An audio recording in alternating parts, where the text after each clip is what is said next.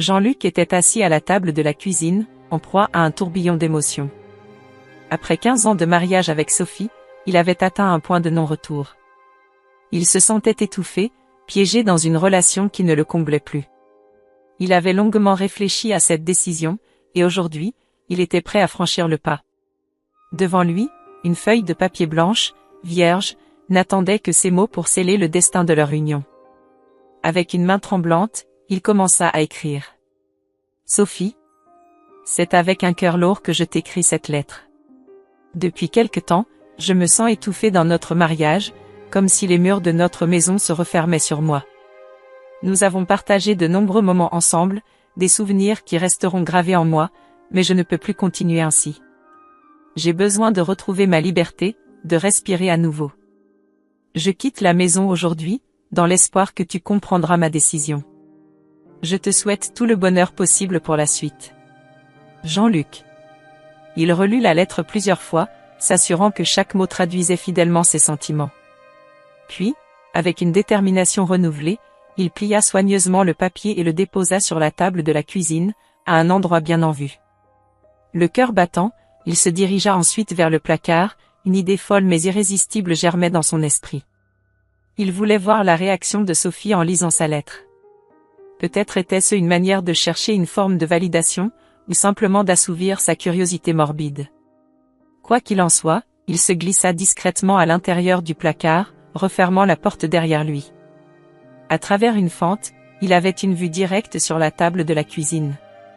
Les minutes s'égrenèrent lentement, chaque tic-tac de l'horloge résonnant comme un coup de marteau dans le silence oppressant. Finalement, Jean-Luc entendit la clé tourner dans la serrure de la porte d'entrée. Sophie était rentrée. Elle entra dans la cuisine, posa son sac sur le comptoir et aperçut immédiatement la lettre. Intriguée, elle s'en empara et commença à lire. Jean-Luc observa attentivement son visage.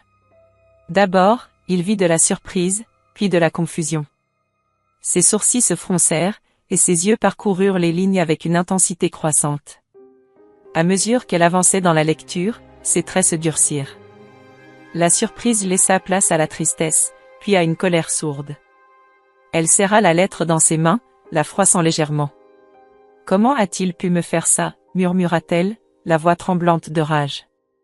Elle fit quelques pas dans la cuisine, les mains tremblantes, avant de se laisser tomber sur une chaise.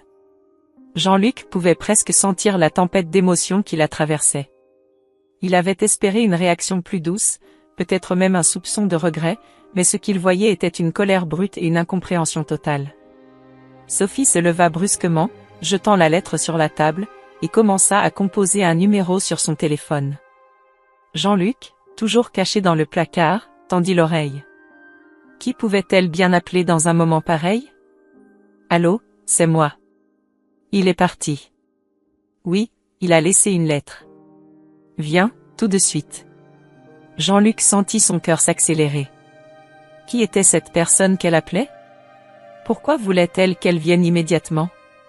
Les questions tourbillonnaient dans son esprit alors qu'il restait caché, prêt à découvrir ce qui se tramait réellement derrière cette façade de colère et de tristesse. Sophie, les yeux rougis par les larmes, tremblait en lisant les dernières lignes de la lettre.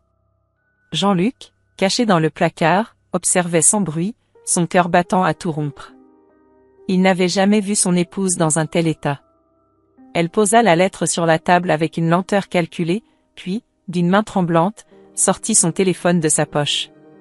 Elle hésita un instant avant de composer un numéro, les larmes coulant silencieusement sur ses joues. Jean-Luc retint son souffle, ses yeux fixés sur les moindres mouvements de Sophie. Elle porta le téléphone à son oreille et murmura, la voix brisée par l'émotion. « Marc, viens vite, s'il te plaît. » Jean-Luc est parti. « Oui, maintenant. J'ai besoin de toi. »« Marc ?»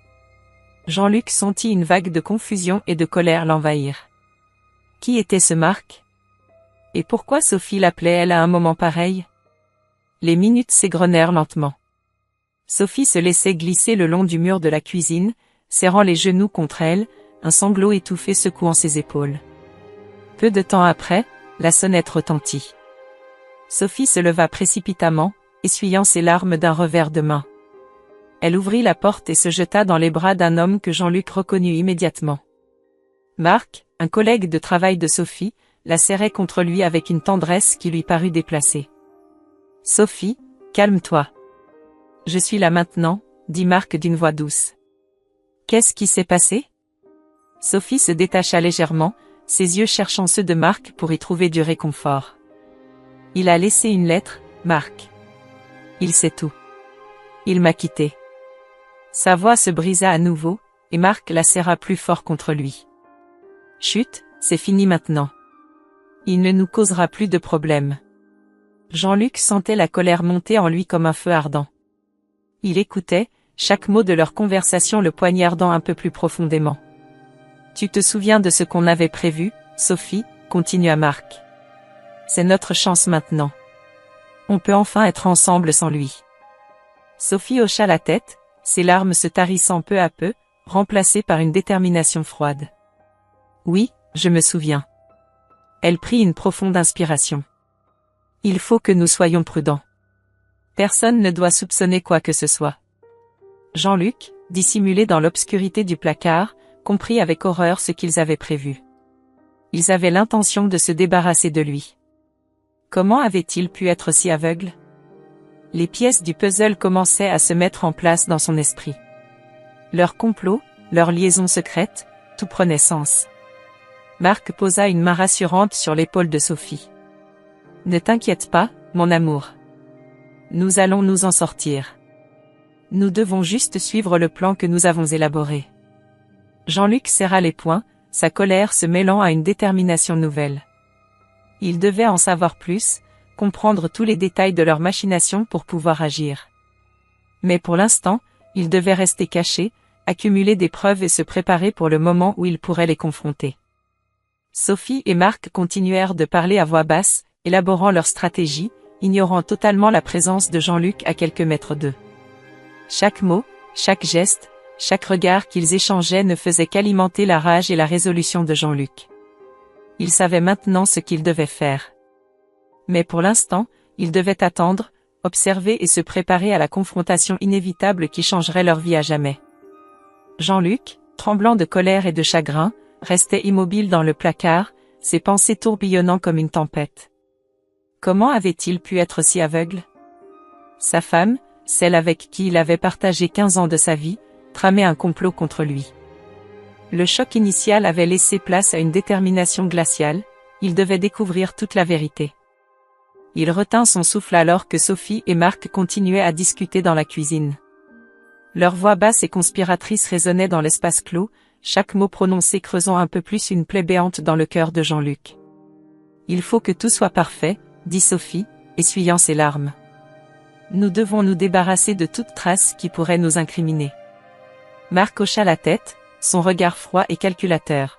« Nous avons déjà mis en place le compte bancaire secret. Une fois que Jean-Luc sera officiellement disparu, nous pourrons accéder au fonds. » Jean-Luc sentit une vague de nausée le submerger. Un compte bancaire secret? Des biens cachés? Il n'avait jamais soupçonné Sophie de telle manigance. Il se pencha légèrement, essayant de mieux entendre chaque mot. « Et les biens immobiliers ?» demanda-t-elle. « Il ne se doute de rien, n'est-ce pas ?» Marc secoua la tête. « Non, il est complètement dans le noir. Nous avons été très prudents. » Sophie soupira, visiblement soulagée. « Une fois qu'il sera parti, nous pourrons vendre les propriétés et nous installer ailleurs, loin d'ici. » Jean-Luc serra les poings, essayant de contenir sa rage. Comment avait-il pu le tromper à ce point? Lui qui avait cru en l'amour sincère de Sophie, qui avait construit une vie avec elle, se retrouvait maintenant face à une trahison impensable. Marc se leva et s'approcha de Sophie, passant un bras autour de ses épaules. « Nous devons rester calmes et suivre le plan. Rien ne doit être laissé au hasard. » Sophie hocha la tête, déterminée. « Oui, tu as raison. Nous allons réussir. » Jean-Luc, toujours caché, savait qu'il devait agir avec prudence. Il devait rester patient et rassembler le maximum d'informations possibles. Chaque détail pouvait être crucial pour sa riposte. Après quelques minutes de silence, Marc se tourna vers Sophie. « Je vais partir maintenant. assure-toi que tout est en ordre ici. Nous nous reverrons demain pour finaliser les préparatifs. Sophie acquiesça, regardant Marc s'éloigner. Une fois qu'il fut parti, elle s'assit à la table, l'air pensif. Jean-Luc attendit encore un moment avant de quitter discrètement le placard. Il savait maintenant ce qu'il devait faire. Il devait être intelligent, méthodique, et surtout, ne pas laisser ses émotions prendre le dessus. Il sortit enfin de sa cachette, son esprit déjà en ébullition avec des plans de contre-attaque. Il savait qu'il devait collecter des preuves solides de l'infidélité de Sophie et des manipulations de Marc. Chaque élément devait être méticuleusement documenté pour assurer sa victoire. Jean-Luc quitta la maison discrètement, prenant soin de ne pas attirer l'attention de Sophie. Il se rendit directement chez un avocat spécialisé en affaires de divorce et de fraude, déterminé à préparer sa riposte. Il savait que la route serait longue et difficile, mais il était prêt à tout pour obtenir justice. Il passa les jours suivants à rassembler des preuves, enregistrant des conversations, prenant des photos, et collectant des documents compromettants. Chaque pièce du puzzle se mettait en place, renforçant sa détermination à dévoiler la vérité. Jean-Luc savait que, malgré la douleur de la trahison, il devait rester fort et concentré. La bataille ne faisait que commencer. Jean-Luc, après avoir entendu les plans machiavéliques de Sophie et Marc, sentait une colère froide monter en lui. Il savait qu'il ne pouvait pas agir impulsivement. Le moindre faux pas pourrait ruiner sa chance de se venger et de se protéger contre leur manipulation. Il attendit patiemment que Marc quitte la maison. Lorsque le silence revint, il sortit discrètement du placard, ses pieds touchant le sol avec une légèreté calculée. Il se dirigea immédiatement vers le bureau de Sophie, où elle gardait tous ses documents importants. Il savait qu'il devait trouver des preuves de leur infidélité et de leur plan malveillant. Il fouilla méthodiquement chaque tiroir, chaque dossier, prenant soin de tout remettre en place pour ne pas éveiller de soupçons. Dans un tiroir verrouillé, il trouva enfin ce qu'il cherchait, des relevés bancaires détaillant des transactions suspectes, des courriels imprimés échangés entre Sophie et Marc, et même des photographies compromettantes. Il prit des photos de chaque document avec son téléphone portable, s'assurant ainsi qu'il aurait des preuves tangibles à présenter. Son cœur battait la chamade, mais il gardait son calme. Il savait qu'il devait agir vite. Il rassembla toutes les preuves et sortit de la maison avant que Sophie ne revienne. Une fois dehors, il prit une profonde inspiration, sentant l'air frais remplir ses poumons. Il se dirigea immédiatement vers le cabinet d'un avocat spécialisé en affaires de divorce et de fraude qu'il avait trouvé en ligne. En entrant dans le bureau de l'avocat, Jean-Luc fut accueilli par une secrétaire aimable qui lui demanda d'attendre un moment. Quelques minutes plus tard, il fut conduit dans le bureau de Maître Lefebvre, un homme d'une 50aine d'années, au regard perçant et aux manières rassurantes. Jean-Luc lui expliqua en détail la situation, montrant les preuves qu'il avait recueillies. Maître Lefebvre hocha la tête, examinant les documents avec attention. « Vous avez fait un excellent travail en rassemblant ces preuves, Jean-Luc, dit-il d'une voix grave. Nous avons ici de quoi intenter une action en justice solide contre Sophie et Marc. Cependant, il faudra agir avec prudence et discrétion pour que notre plan réussisse. » Jean-Luc acquiesça, sentant un regain de détermination. « Je suis prêt à tout pour m'assurer qu'ils paient pour ce qu'ils ont fait, répondit-il, ses yeux brillants de résolution. Ils passèrent les heures suivantes à élaborer une stratégie.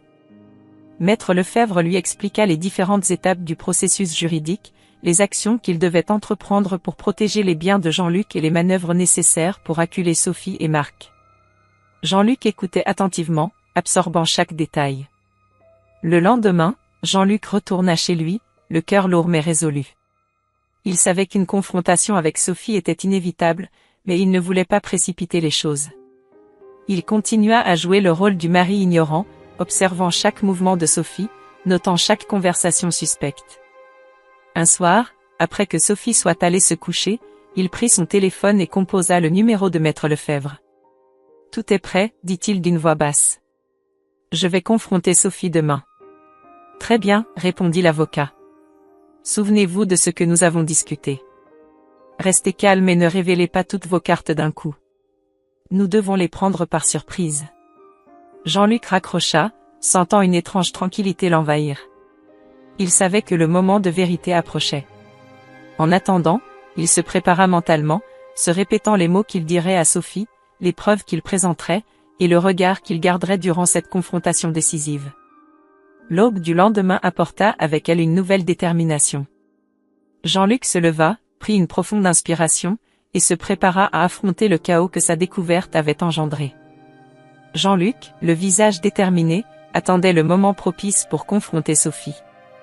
Il avait passé des jours à collecter méthodiquement les preuves de l'infidélité et des manigances financières de sa femme. Les documents, les photos, les enregistrements audio, tout était soigneusement compilé dans un dossier épais qu'il tenait fermement entre ses mains. Ce soir-là, Sophie rentra à la maison comme si de rien n'était, ignorant que son monde allait s'effondrer. Jean-Luc l'attendait dans le salon, assis calmement, le dossier posé sur la table devant lui. Dès qu'elle entra, il l'invita d'un geste à s'asseoir. « Jean-Luc, que se passe-t-il » demanda-t-elle, son ton légèrement inquiet. Il prit une profonde inspiration avant de répondre, « Sophie, il est temps que nous parlions franchement. J'ai découvert la vérité sur toi et Marc. » Le visage de Sophie pâlit instantanément. « De quoi parles-tu » tenta-t-elle de nier, mais sa voix tremblait visiblement. Sans un mot, Jean-Luc ouvrit le dossier et en sortit une série de photos montrant Sophie et Marc ensemble, dans des situations qui ne laissaient aucun doute sur la nature de leur relation. Puis il fit jouer un enregistrement audio où l'on pouvait clairement entendre Sophie et Marc discuter de leur plan pour se débarrasser de lui. Sophie, prise au dépourvu, se mit à balbutier des excuses. « Jean-Luc, ce n'est pas ce que tu crois. Je peux tout expliquer. » Il la coupa net, la voix froide et tranchante. « Explique-moi alors le compte bancaire secret que vous avez ouvert à mon insu. Explique-moi comment vous comptiez falsifier ma disparition et manipuler les preuves. » Sophie, en panique, chercha désespérément à se justifier. « Écoute, nous étions justes, c'était une erreur, une folie passagère. Je ne savais pas ce que je faisais. » Jean-Luc, imperturbable, continua à énumérer les preuves de sa trahison. « Tu te rends compte de ce que tu as fait, Sophie ? Tu as non seulement trahi notre mariage, mais tu as aussi comploté contre moi pour t'enrichir. » Les larmes commencèrent à couler sur le visage de Sophie. « Jean-Luc, s'il te plaît, ne va pas voir la police. Nous pouvons trouver une solution entre nous. Pense à notre vie ensemble, à tout ce que nous avons partagé. Je suis prête à tout pour réparer mes erreurs. » Jean-Luc la regarda longuement, son expression impénétrable. « Réparer tes erreurs ? Comment comptes-tu réparer une telle trahison ? » Elle se précipita vers lui, tentant de saisir sa main. « Je t'en supplie, Jean-Luc. Fais-le pour nous, pour ce que nous avons été. Je ferai tout ce que tu veux, mais ne me détruis pas. Ne détruis pas notre vie. » Il se dégagea doucement de son emprise et se leva. « Sophie, il n'y a plus de « nous ». Tu as détruit ce que nous avions.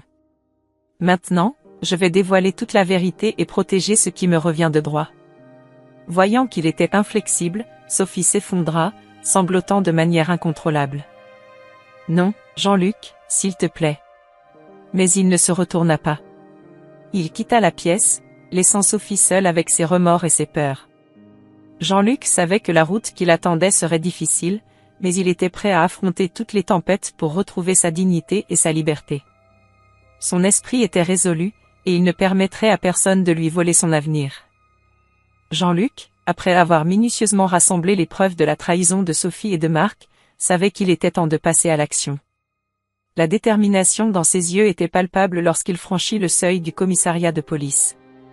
Il tenait fermement dans une main un dossier épais contenant toutes les preuves qu'il avait accumulées, enregistrements audio, captures d'écran de conversations compromettantes, et des relevés bancaires montrant les transactions suspectes sur le compte secret. L'officier de police, un homme d'une quarantaine d'années avec une expression sévère, leva les yeux de son bureau lorsqu'il vit Jean-Luc entrer. « Monsieur, en quoi puis-je vous aider ?» demanda-t-il d'un ton professionnel. Jean-Luc inspira profondément avant de répondre. « Je suis ici pour signaler une fraude et un complot. J'ai des preuves contre ma femme et son amant. » L'officier, intrigué, lui fit signe de s'asseoir et prit le dossier des mains de Jean-Luc. Il feuilleta rapidement les documents, ses sourcils se fronçant au fur et à mesure qu'il découvrait l'ampleur de la situation. « Cela semble sérieux. Nous allons examiner ces preuves immédiatement. » Quelques jours plus tard, après une enquête approfondie, la police arrêta Marc pour fraude et complot. Le jour de l'arrestation, Marc fut pris de court. Il se trouvait dans son bureau, en pleine réunion, lorsque les agents entrèrent. « Monsieur Marc Dubois, vous êtes en état d'arrestation pour fraude et complot criminel », déclara l'un des agents en lui montrant ses menottes. Marc, abasourdi, tenta de protester.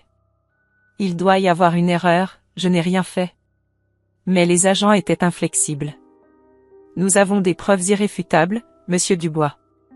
Toute autre déclaration devra être faite en présence de votre avocat. » Pendant ce temps, Sophie se retrouva seule et désemparée. La nouvelle de l'arrestation de Marc se répandit rapidement, et elle fut bientôt convoquée pour une enquête judiciaire. Confrontée aux preuves accablantes, Sophie tenta de nier son implication, mais les enregistrements et les documents bancaires la trahirent. Sa réputation en fut irrémédiablement ternie. Les amis et les proches, qui avaient autrefois admiré son charme et son élégance, se détournèrent d'elle, choqués par ses actions. Un soir, alors qu'elle se trouvait seule dans leur maison désormais vide, Sophie reçut la visite d'un détective. « Madame, nous avons des questions supplémentaires à vous poser concernant votre implication dans ce complot. » Sophie, les yeux rougis par les larmes, hocha la tête. « Je suis prête à répondre, » murmura-t-elle, sachant que sa situation était désespérée. Pendant ce temps, Jean-Luc, libéré de son mariage toxique, commença à reconstruire sa vie. Il avait réussi à préserver ses biens grâce à la vigilance et à la prudence dont il avait fait preuve. Il profita de cette nouvelle liberté pour renouer avec d'anciens amis et se consacrer à des activités qu'il avait toujours aimées mais qu'il avait mises de côté durant son mariage. Un jour, alors qu'il se promenait dans un parc, il rencontra une vieille amie, Claire. « Jean-Luc. Ça fait si longtemps », s'exclama-t-elle en le voyant. « Claire, c'est un plaisir de te revoir », répondit Jean-Luc avec un sourire sincère. Ils passèrent l'après-midi à discuter, et Jean-Luc sentit une vague de paix l'envahir. Il se rendit compte que, malgré les épreuves qu'il avait traversées, il avait retrouvé une partie de lui-même qu'il avait perdue. La trahison de Sophie et Marc avait été une épreuve douloureuse, mais elle lui avait aussi permis de redécouvrir sa propre valeur et de commencer une nouvelle vie, plus épanouie et sereine. Si vous avez suivi jusqu'ici, abonnez-vous à la chaîne pour plus d'histoires émouvantes et captivantes comme celle-ci.